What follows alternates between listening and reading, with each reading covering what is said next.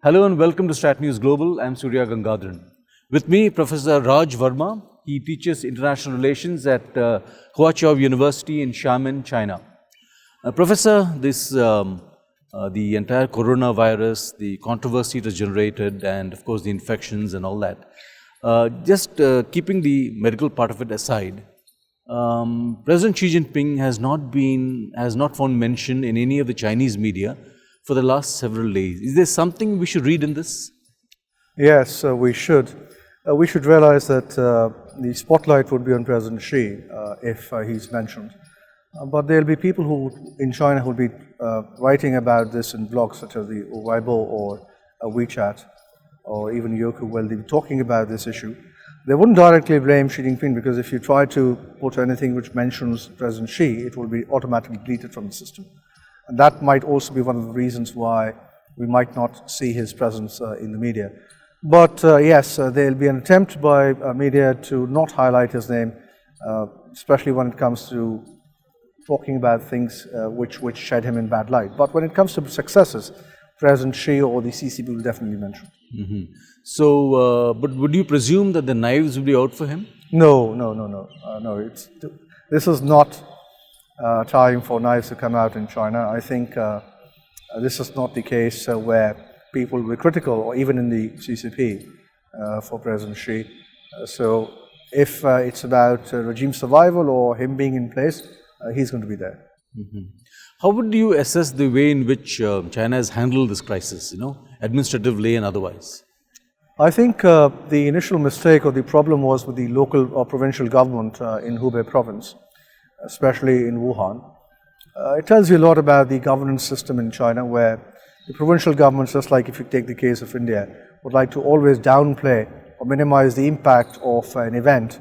But it just got out of control. There was a doctor in China who wanted to highlight that there was a virus spreading. The police asked him not to do that. It will lead to social instability, rumors. And if that person had been able to bring it out in the limelight or in the news right in December, things would be much better at the moment. It also tells us that how the provincial governments always tend to downplay, and how and when the center finds out or the central leadership finds out, then they have a more robust mechanism to tackle the problem. Mm-hmm. I mean, they've built a hospital in 10 days, I mean, that tells you something about their ability to, take off from a crisis situation. China has a comparative advantage, and Chinese companies have a comparative advantage in building infrastructure. So I'm not surprised they've been able to build an hospital from nowhere in 2 weeks or 10 days. They've been able to build bloody stadiums in less than 6 months, so it's not a big deal. The problem would be, from my point of view, is not the building of the hospital. The problem would be if we simply talk about infrastructure, the quality of the infrastructure, most importantly, how soon can the hospital become operational.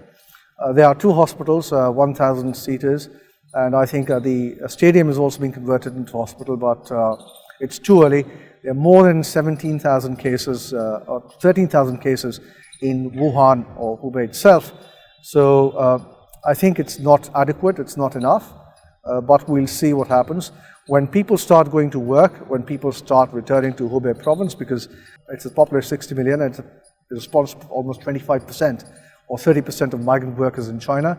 When they come or go out of Hubei, it will become a major issue, and I expect the virus to spread, and more pressure on the administration in Hubei province, especially Wuhan city. Do you think it's going to get worse? I think it's going to get worse, but we cannot say where the bottom line is. I really think that it's going to peak now, because people have started going to work, and maybe in a week's time, maybe next Monday, we get a better idea of what the situation is. I should point out that there are certain private sector organizations or even organizations in general which want people to start working from 15th of February, around that period. I think it's too early. If that happens, then it's going to spread much faster. And I'm not just talking about Wuhan, I'm talking about Shanghai, Beijing, where they have metropolises of more than 20 million people. That's going to spread like wildfire. So it'll become a pandemic, spilling over borders? I hope It already no, has. it already has, but I don't think it's going to spread across the border that much. China has approximately 1.4 billion people, and if it's in the southern part, and basically northeast or eastern part of China is the most populated. Western and central parts are not that populated. So we're talking about 66% of the population in the eastern northern side or the southern side, and that is approximately 1 billion people. Jesus. It's a lot of people. In terms of the kind of hit it's going to take, SARS, the estimate was $40 billion hit. You think this will cross even in terms of casualties? Casualties, it's difficult to say because the mortality rate of this virus is much lower as compared to SARS. But the infection rate is also high. Doctors say that if it's just a mild infection, you can recover after 1 week. It should not be a problem. So we have to wait and watch, and I'm not a medical expert. I will not be able to talk about that. Regarding the economic impact, I should point out that, of course, it will cross 40 billion. Much would depend on how long the virus persists, how many people are infected, how long businesses are closed, and that will all have a negative impact on the economy. It will also have a negative impact on business sentiment, and it will lead to spiraling down in the economic growth rates. On the face of it, sitting here in Delhi, it would seem that the Chinese have handled it well. They've been fairly transparent. We have a regular flow of information coming in from China. They appear to have contained it largely. And then you have this hospital coming up in no time at all. I don't know how you see it. You live there. What's your sense?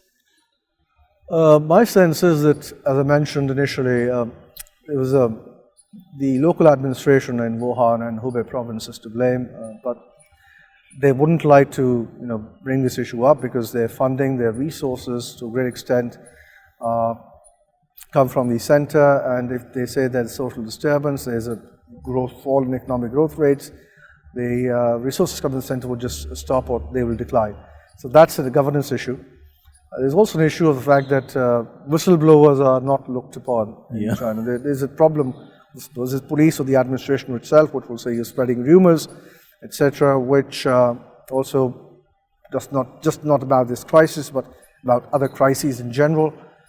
So it's an issue, but as soon as the center gets involved, there's a better tackling of more robust tackling of the situation. Prime Minister Premier Li Keqiang is now heading the crisis team, and that just shows how concerned the CCP and the central government is about the spread of the virus and how soon they want to check it.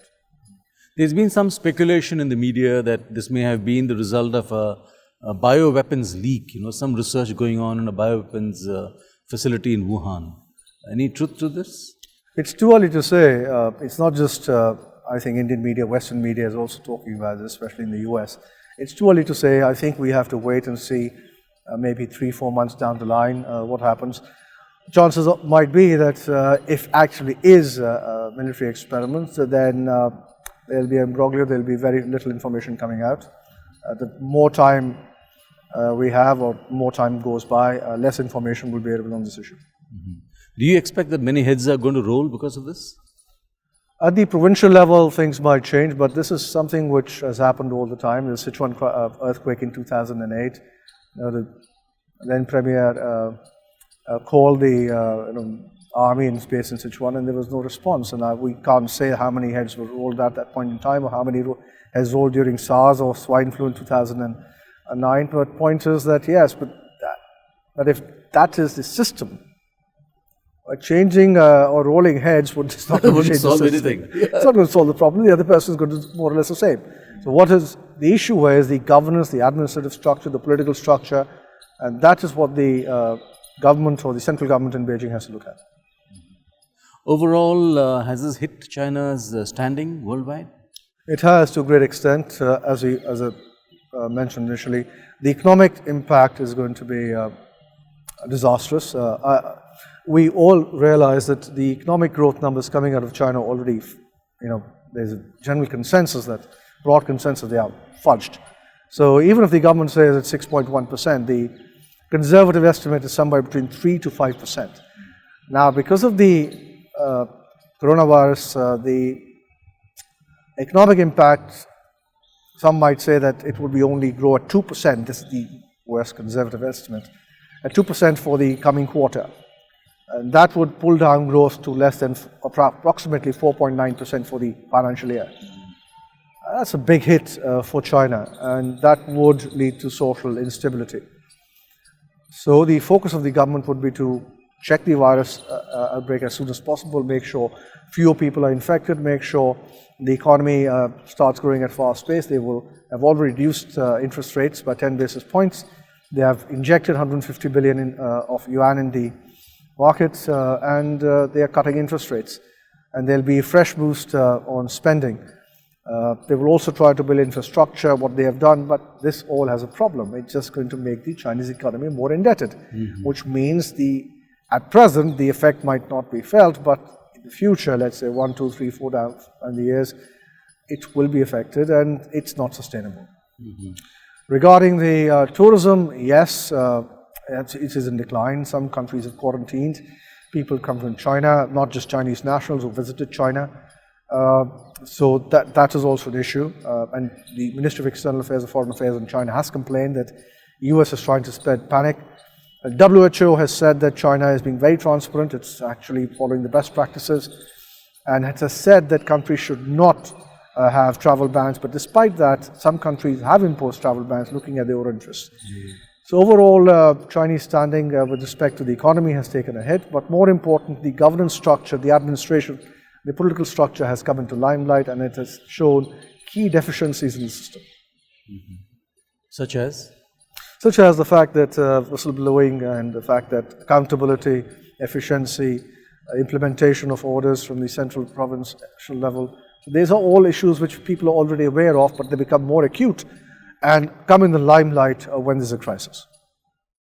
So towards the end, let me ask you, we've evacuated all our people from Wuhan. Any comments on how we've reacted to this crisis? We're a little bit late, but I think just a couple of days after the other countries started evacuating the citizens, Pakistan has, of course, not evacuated. This is sort of a gesture to China, but I think it's not the right thing to do. If they are affected, they are affected. Or maybe they could not evacuate, so I don't know. I still think there are a lot of Indians, not in Wuhan, but in other parts of China. And we should keep a close watch on them. Once they start going to work, once they start going to universities, that is when the infection might spread. And as I mentioned, we have to wait 1 week and maybe another week thereafter to find out if the bottom line is reached, how many people have been infected, and the severity of the infection. Professor Verma, thank you very much. Pleasure talking to you. Thank you very much.